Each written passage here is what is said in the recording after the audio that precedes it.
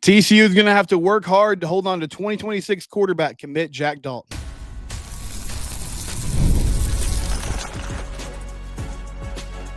You are Locked On Horned Frogs, your daily podcast on the TCU Horned Frogs. Part of the Locked On Podcast Network, your team every day. Locked On Horned Frogs, your team every day. I'm your host, Steven Simcox. I've been covering TCU athletics for the past 12 years. TCU baseball kicks off postseason play today at 2 p.m. Central Time. They will take on USC. We'll break down that. It's in the Corvallis Regional, Oregon State. Your host there, Brett Yormark, says he wants Big 12 teams to earn their playoff berths on the field. That's what he told SportsCenter yesterday. We'll get into more detail with that. But we start today with recruiting. TCU has a quarterback commit for the 2026 class, Jack Daulton, who committed back in February. I did a show back in February when he made his commitment, but I wanted to revisit it because Jack said on his Twitter page on social media, and Jeremy Clark is also reporting, that Jack Daulton is going to be on campus for an official visit this weekend, which is great to see. He recently got an Oklahoma State offer. He had a great junior season. I imagine more offers are going to come in. That junior season, according to 247 Sports, he is a true dual threat player.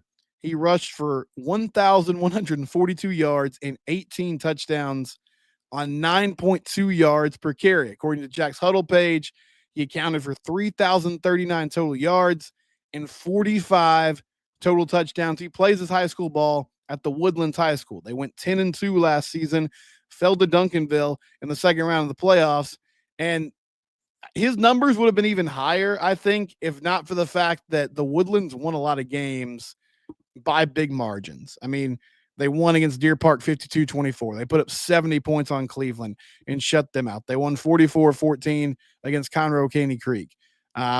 Put 66 points on the Woodland College Park and won that game 66-20.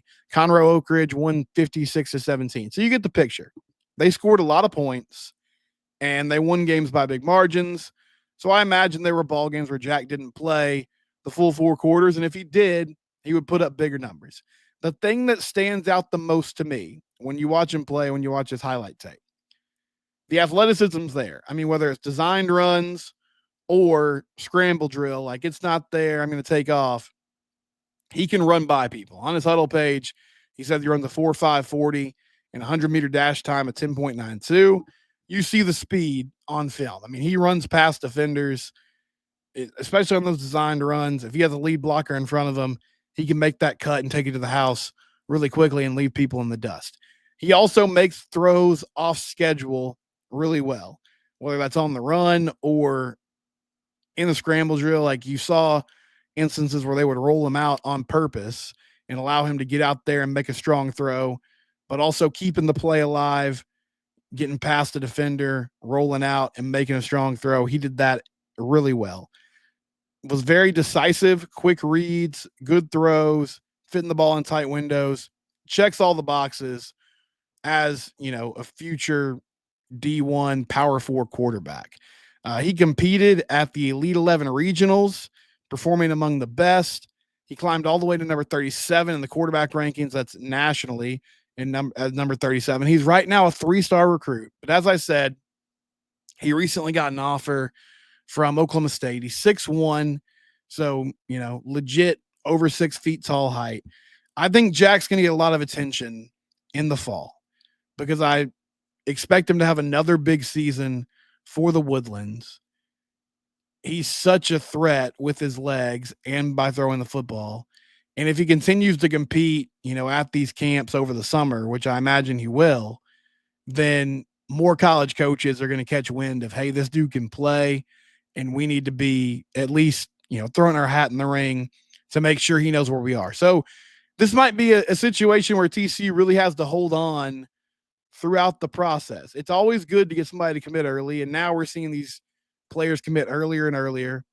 But the flip side of that is once you get them in the fold, you have to make sure they're locked in. And I think he is, but there's always that temptation of there's other schools out there, there's other opportunities. You know, we saw with Brock Boyd from South Lake Carroll, who TCU got committed when he was a sophomore.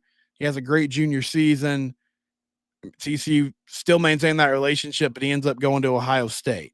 So with Jack Daulton, you want to make sure that relationship's really tight. Good news is he's coming on campus for an official visit this weekend and gets to be in front of the coaching staff. Kendall Briles has done a really nice job on the quarterback recruiting front since taking over as offensive coordinator. He got here and immediately got Haas Haney and Ty Hawkins committed, essentially.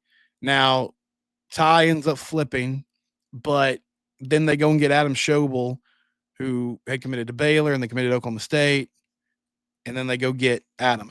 Another thing that I noticed when I was doing this episode or preparing for it, Oklahoma State and TCU, a lot of overlap with these QBs. Jack Daulton just got offered by Oklahoma State.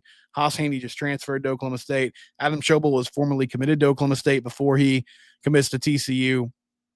So, yeah, just interesting to see how similar they are in their processes. And I would imagine that continues because Doug Meacham is now the play caller there.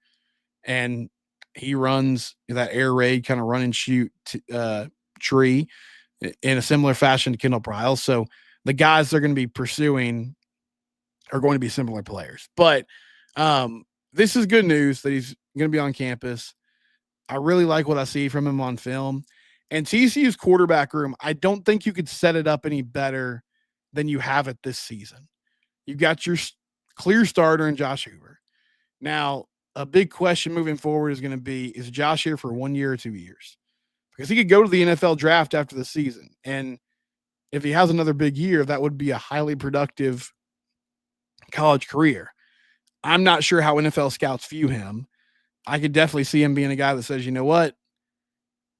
I'll take another run at being a starter at the Power 4 level. That would essentially be 4 years of being a college football starter, which, I mean, that's got to look good on your resume.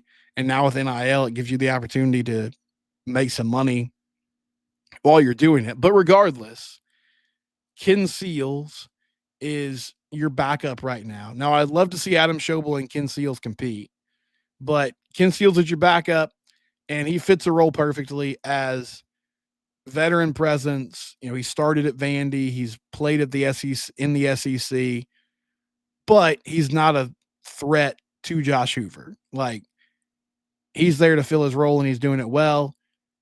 He's a good presence in the quarterback room. He's somebody they can bounce ideas off of.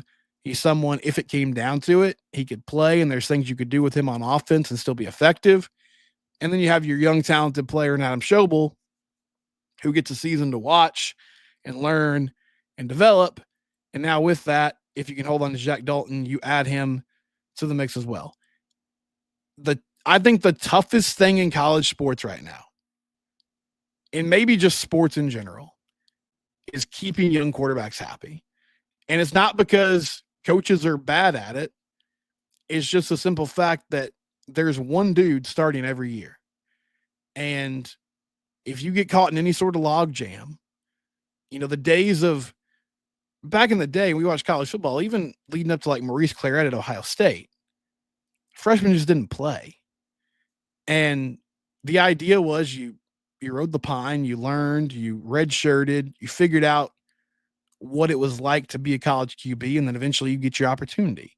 And it wouldn't be uncommon for you to sit for 2 years and go through that experience. And also, if you transferred, you had to sit out a year, so it didn't really make sense to give up that eligibility. But now, with all the portal movement, if you don't like your position on the depth chart, you can always go somewhere else and possibly get playing time. So it's a really tricky balance. But I like where they're at from a quarterback depth perspective.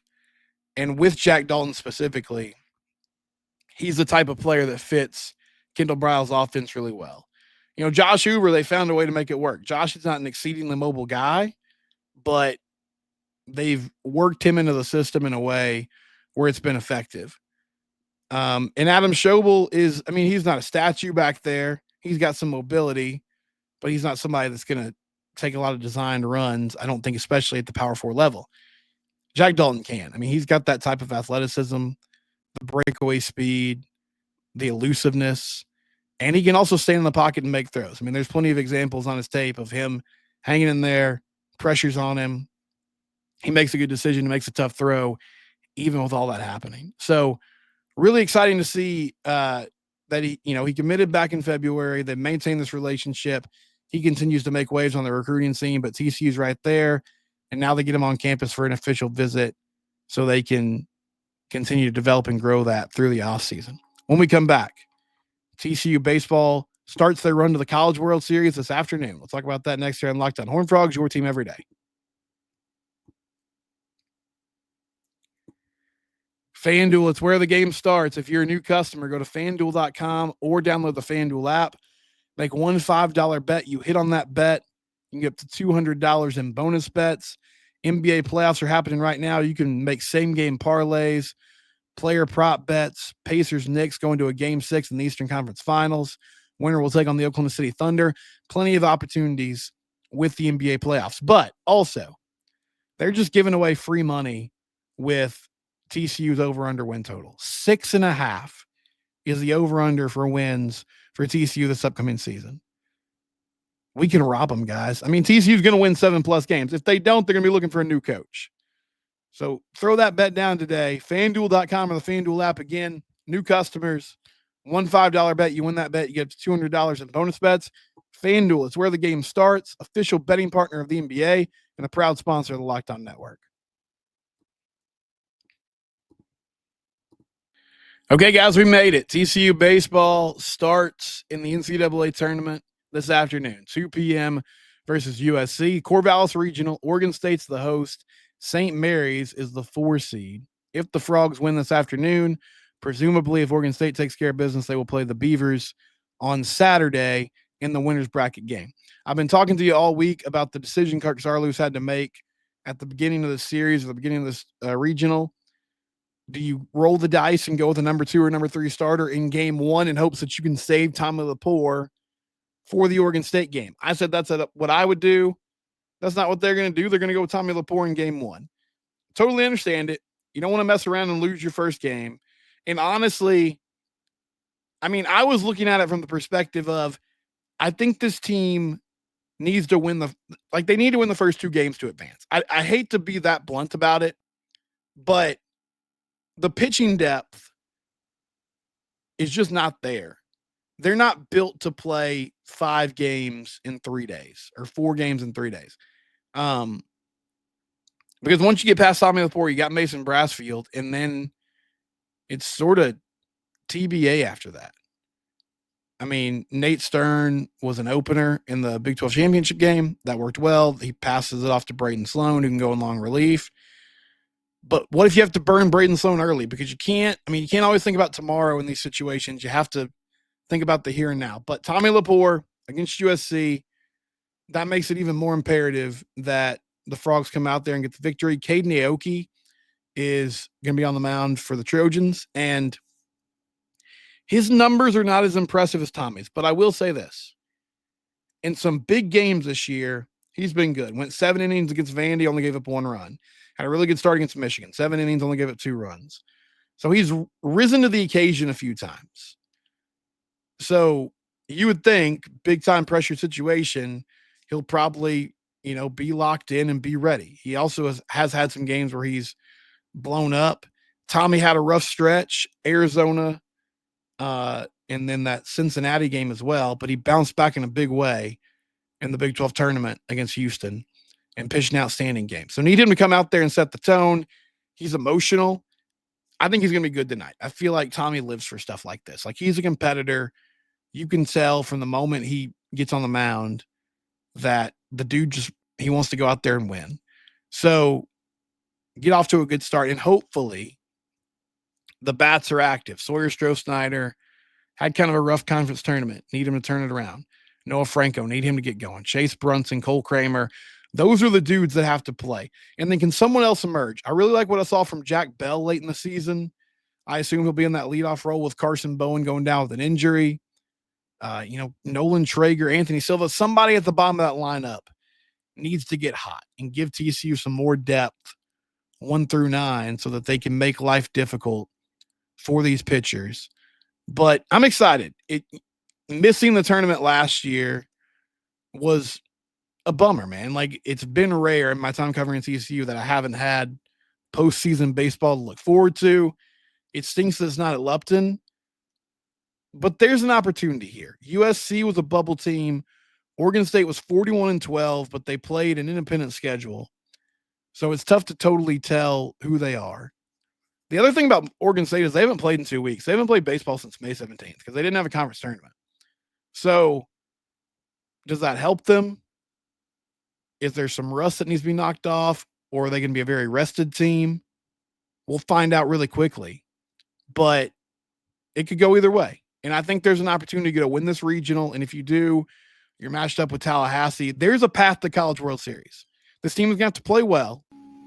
It's not going to be easy, but it's not supposed to be. Only 8 teams make the College World Series, but the path is manageable. I think Oregon State's a team that you can beat. USC, obviously, today is a team that you can beat. It's baseball. It's a small sample size. Crazy things happen. But there are victories in front of you. Florida State, good program. But I think you could go into Tallahassee and win a super regional. I know Northeastern, I'm not going to pretend like I'm an expert on them, but there are people that think they could win that Tallahassee regional. So maybe you luck out in that way too. Bottom line is, I think the best thing about this is, regardless of what happens, TCU is going to get some valuable experience for their young players. This is a young team. And this offseason, just frankly, they're probably going to have to work hard to make sure they can retain all these guys. But Sawyer Stroh-Snyder, Noah Franco, these young pitchers, they've had to grow up quickly. Like, they've had to play all year long because of some injuries and also just because they're talented, and that was the plan from the beginning. Now you get to see them in a postseason environment, a pressure situation where they need to be the leaders. They need to be the guys that get the job done. So that's only going to springboard them and benefit them going into next year. And I don't know what next year looks like. It would be great if Ben Abelt came back. Not sure what his future is or what his MLB prospects look like. But there is a core group here that could be really good next season. However, I also think this team can be good as currently constructed. They played well in the Big 12 tournament.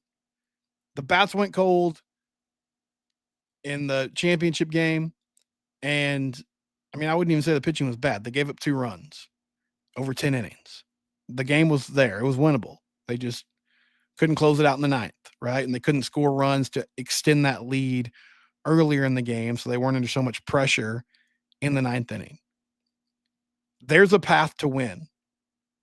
They just need to play well, play within themselves, and do it. And it starts with Tommy Lepore, who's going to set the tone today, and I think that's a big reason why he's getting the start. This is not a team that has had a second and third starter really all year long, and so they've kind of had to cobble it together. It's honestly remarkable how good they've been on the mound and how good they've been as a team with those depth issues. But he's been a solid and steady presence all year long, so let him be the dude to lead it off. And I'm rooting for him today, obviously, 2 p.m. against USC. When we come back, the NCAA is expanding the tournament. That's good news for Jamie Dixon. That's coming up next here on Locked On Horned Frogs, your team every day.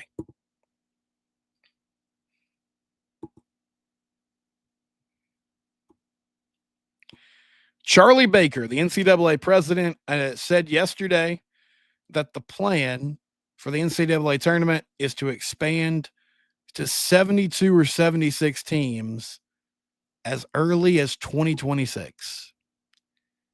And if you hear that sound, that's the sound of Jamie Dixon signing another contract extension. I mean, I joke, but in all seriousness, that's good news for him, because if TCU continues to make the tournament, this is just my perspective. I know how everybody feels about it. And I know there's strong opinions about Jamie and has he reached his ceiling and what does this team look like under him and can they get any better? I think right now, TCU as a athletic department is happy to make the NCAA tournament in men's basketball. Like that, they're fine with that being the goal. Should they have higher aspirations?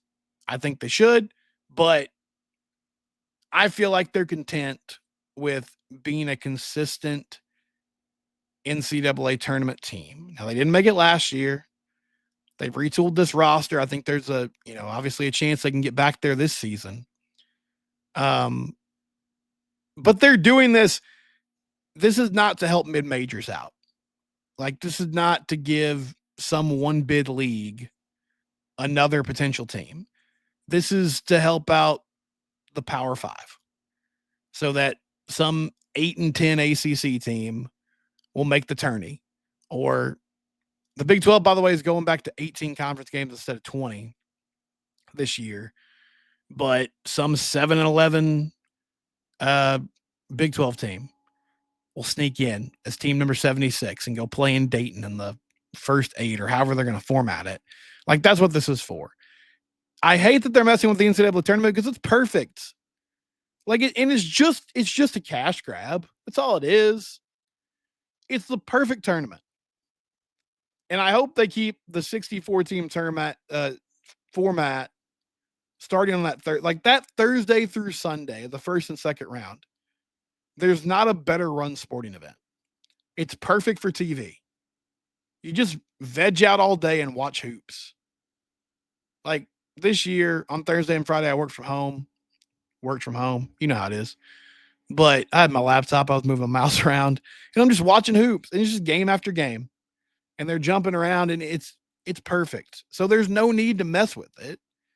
And the only reason they're doing it is to get more cash in their hands. But 72 to 76 teams starting in 2026. And that's good news for mediocre power conference teams is the reality.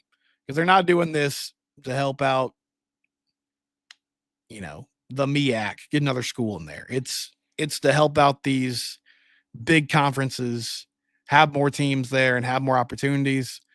So, would TCU have made it last year? I don't think they would have, even in an expanded field. I doubt they would have made the top 76. Now, they had a chance to go play in that tournament in Vegas that Fox Sports paid a lot of money for, and I'm not sure anybody watched it.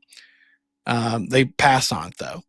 So you still got to be good enough to make it, but there's more opportunity as it expands from 64, or I guess technically 68, to 72 or 76. Moving forward, I watched Brett Yormark on SportsCenter yesterday. He did an interview, and I did a show on Thursday about the playoff format. And I asked you guys, the SEC and the Big Ten initially proposed this idea of having having a 16-team playoff, 4 automatic qualifiers for the Big Ten, 4 automatic qualifiers for the SEC, 2 for the ACC, 2 for the Big 12, 1 for the Group of 5, and then 3 at-large teams. So it would only guarantee you.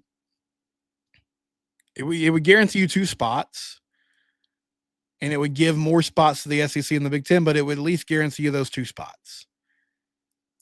The Big 12 and other conferences have countered with a 5+11 format, which would only guarantee the Big 12 1 spot, but it would give you 11 at-large opportunities to potentially have more teams. And I said it was a risky proposition because as we currently stand, the committee is not giving the Big 12 respect on a yearly basis.